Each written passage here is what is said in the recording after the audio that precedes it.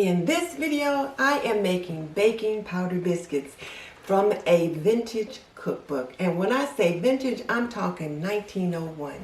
The instructions and measurements are quite interesting. Stay tuned.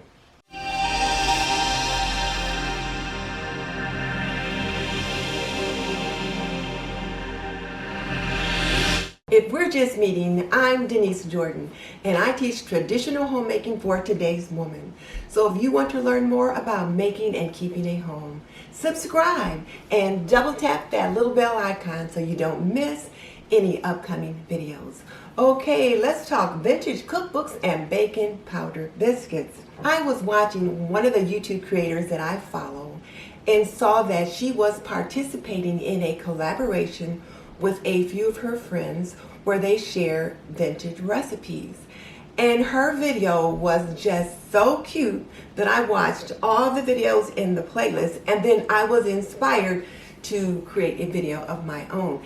I love cookbooks, and I like really old cookbooks, and this one is particularly interesting. It is the Woman's Exchange Cookbook by Minnie Palmer Brinkman, circa 1901. And I got it from my mom, who got it from her mom, who got it from her mom. I enjoy leafing through it, but I have to be very careful today because, as you can see, it's pretty much coming apart. Some of the front pages are actually missing, so I have to be very, very careful when I am working with it. I believe that homemaking is an art and a science. So I was thrilled when I read in the introduction that cooking is an art. And she also says that these worthy women who prepare all the delicacies that make home pleasant. And she went on with a few more things, but that is what I call the intentional use of self. To use yourself and the things you do to create a warm and nurturing environment in your home. That is the art of homemaking. This cookbook has more than just recipes. It tells you what to serve at holiday time, how to plan a dinner party, both large and small, how to set a dining room table, and of course all the other usual things you find in most cookbooks. But it's got some very interesting other sections. For example, there's a section on invalid cooking. There's a section on health and hygiene, things to do in the nursery, different recipes and things like that for baby, how to cure a nosebleed. And you take a piece of brown paper, kind of like those old-fashioned brown grocery bags. Take a piece of brown paper, moisten it with saliva, and put it at the roof of the mouth and hold it in place with the tongue. Seriously? And then there's recipes for hygiene, such as how to cure pimples and how to make cold cream, as well as how to do laundry and different tips on household cleaning and things like that. So like I said, it's a very interesting cookbook. So today I am going to make baking powder biscuits, and there's a baking powder biscuit recipe in just about every cookbook, and there's even a recipe for baking powder biscuits on the back of the baking powder can. So let's go ahead and get that started. Now, one of the things that I found most interesting about this cookbook was the system of measurements. For example, it called for a teaspoonful of baking powder for every teacup full of flour. How much flour is a teacup full of flour? Well, I figured a teacup was a bit smaller than a coffee cup, so no biggie. I could sort that out. But I Googled it just to see and discovered it was equal to about 2/3 cup. It also called for butter the size of a hen's egg, and I had to figure out how much butter is that. I took a large egg out of the fridge and estimated how much butter that would be. Later, I found a weight measurement table in the back of the book and found it was 1 ounce of butter. And then it mentioned that we were to rub the butter and flour together. How in the heck do you rub butter and flour together? I had never heard that term before. So I Googled it, and I found that it meant actually picking up the flour and rubbing the flour with the butter with the tips of the fingers until you created a coarse, crumbly mixture. So those were some of the things that I found most interesting. So now that I know what's what, I'll get my apron on and we'll get started. So I've got a vintage apron that used to belong to my grandma, and this was my dad's mother. I remember seeing her wear this when she would cook. And then I'm going to use this rolling pin to roll the dough out. I've had this rolling pin more than 25 years, so I don't know, probably got it when I first got married. I've got a 2-inch biscuit cutter, and this is definitely a vintage biscuit cutter. It says creamer on the top, and this used to be my grandmother's. And I've got a set of vintage mixing bowls that I got from my grandmother as well. And I wanted to use those for this particular recipe, but this bowl really wasn't large enough to hold all the flour. So I just wanted to show them off. I've used them in other recipes and I always get comments about them. I didn't realize what a treasure I had until so many people commented about them. So the mixing bowl I'm actually going to use is this one. And I've had it, I don't know, more than 30 years. I probably got it as a wedding gift or somewhere soon thereabouts. So I'm going to use this one today.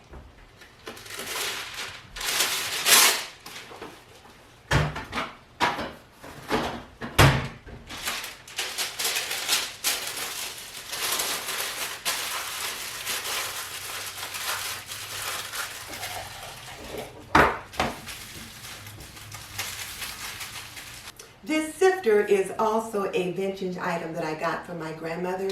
When she moved from Missouri to Indiana and had to break up her home, she gave me a lot of her kitchen items, and I was really glad to have those.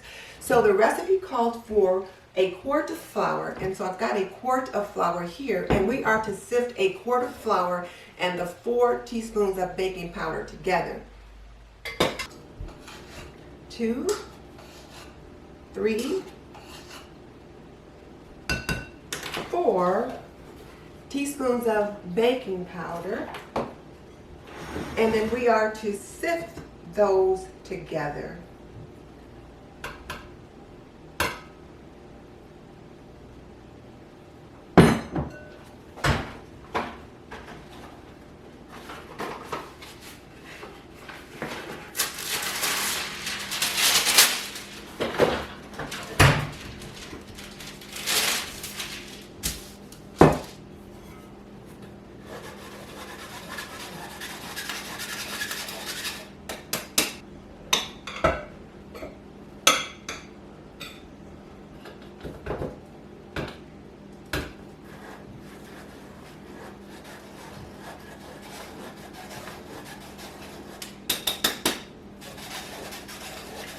I like to make sure that the baking powder really gets mixed around like it should.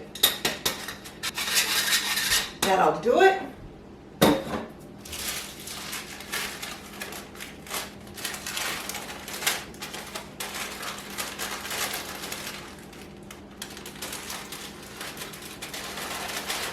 Now I need to rub the butter and the flour. So what I'm going to do is I'll cut the butter into the flour first, just to kind of get it started, and then I'll rub it.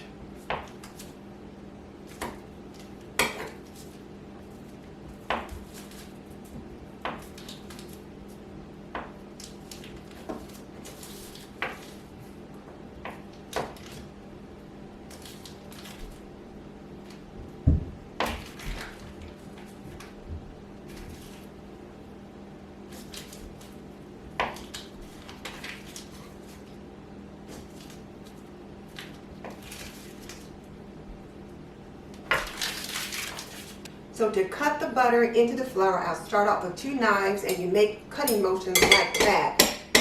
And what you're trying to do is get a crumbly mixture. So once I get the butter cut up somewhat, then I'll start to rub it.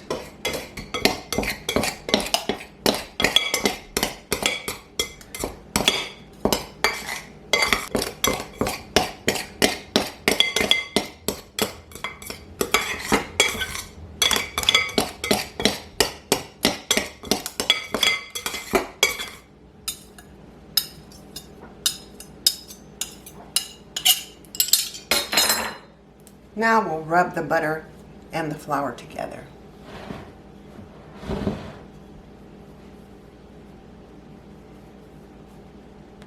And you want to use nice cold butter. And you should pick the butter up and the flour up and let it drop so you get plenty of air in it.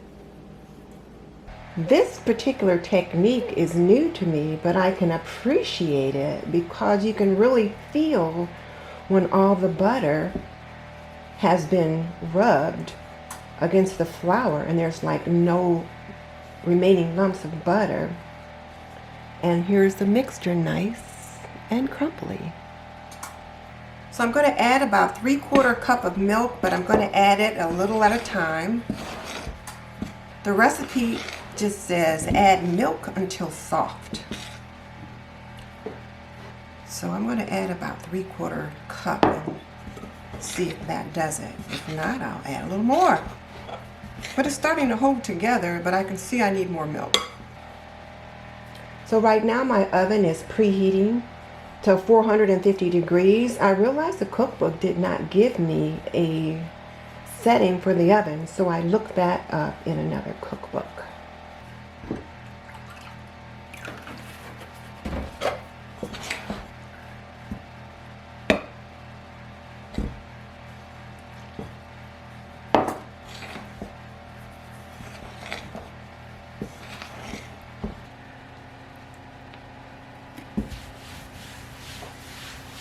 So I ran a wet paper towel over my counter just to kind of moisten it up a little bit. Now I'll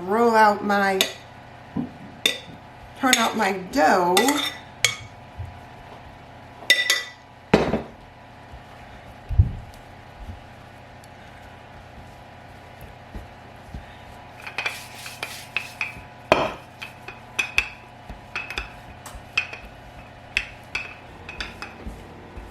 I'm going to roll this out probably to about 1/2 inch. Should be about twice the size of what it is now. I like my biscuits thick.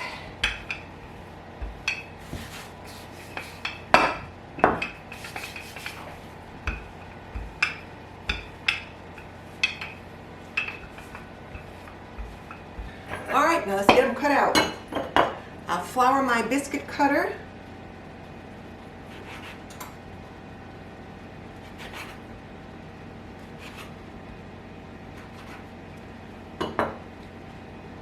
And I want to cut as many as I can from this first rolling out, because the second time you roll them out, they get a little tougher. Keep your biscuit cutter floured so that they don't stick in there. And we set these on the baking sheet. And you can set them close enough to touch.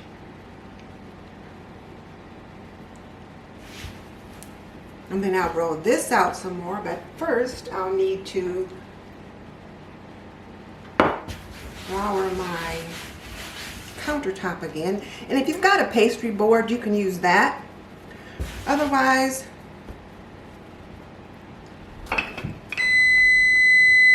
your countertop works fine.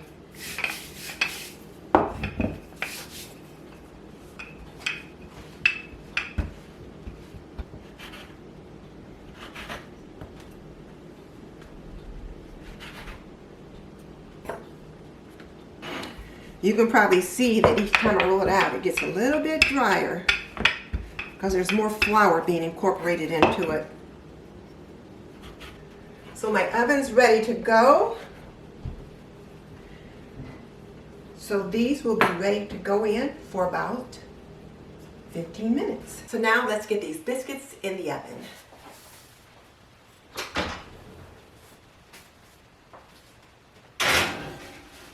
So I've got the oven set at 450, and I'm going to set my timer for about 12 minutes, and we'll see how things are looking.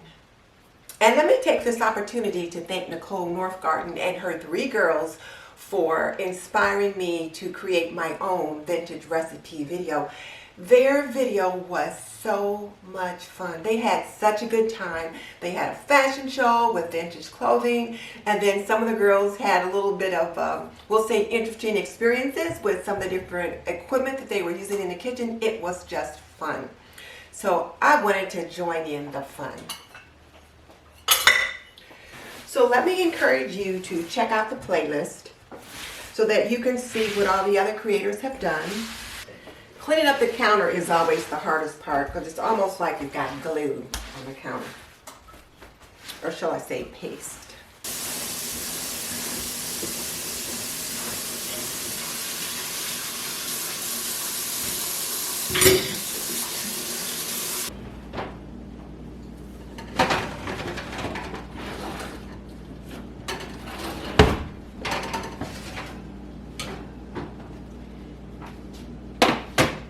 Now that the biscuits are out, I'm going to brush the tops of them with some melted butter. They look pretty good. Let's just hope they taste as good as they look. I'll get the hubby to come taste one. Let's flip this one open.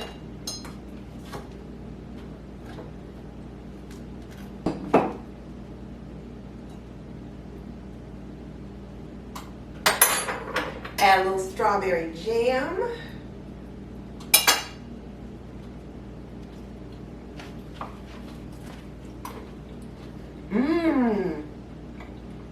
They're delicious. They are delicious. Now the recipe didn't call for any salt. It just called for baking powder. And I can see that I would have appreciated a little salt in this recipe. But they're good.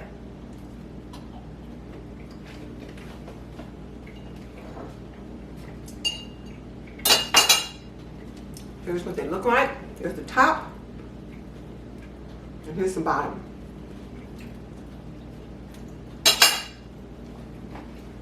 And here's what they look like in the center.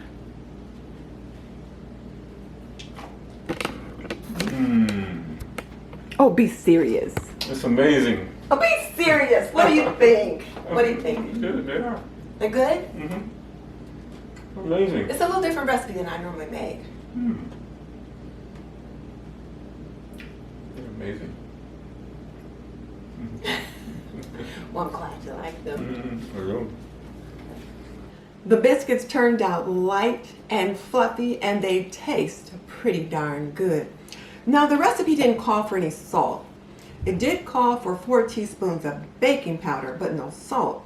I'm thinking I would have appreciated a little salt in this recipe. So next time I make baking powder biscuits, I'll use my usual recipe, which does include salt.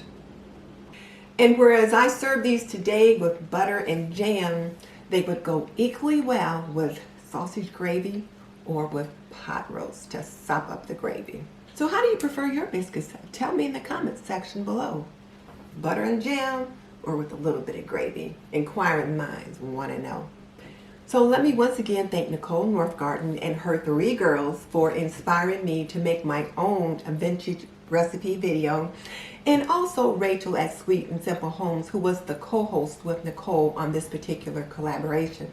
If you're not familiar with either one of those channels, I will link them below. I'm sure you will find lots to enjoy with both of those ladies. And if you like this video, you might enjoy my how to make chicken noodle soup or how to make meatloaf and gravy. Both are perfect foods to have with biscuits. And just so you know, I've raised 3 children and I've managed a home for more than 45 years. So if you want to learn more about making and keeping a home, if you want to find out more about what I think is the art and science of homemaking, subscribe. I would love to have you as a member of the TNT community. In the meantime, this is Denise Jordan saying goodbye. I will see you next time. Oh, and I'm wearing a conservative dress. This dress reminds me of the kind of dresses my grandmother used to wear. She didn't wear a string of pearls, but she did always have a nice dainty pair of earrings in her ears. And my hair is in a conservative style, very similar to that which the ladies in my families might have worn back in the day.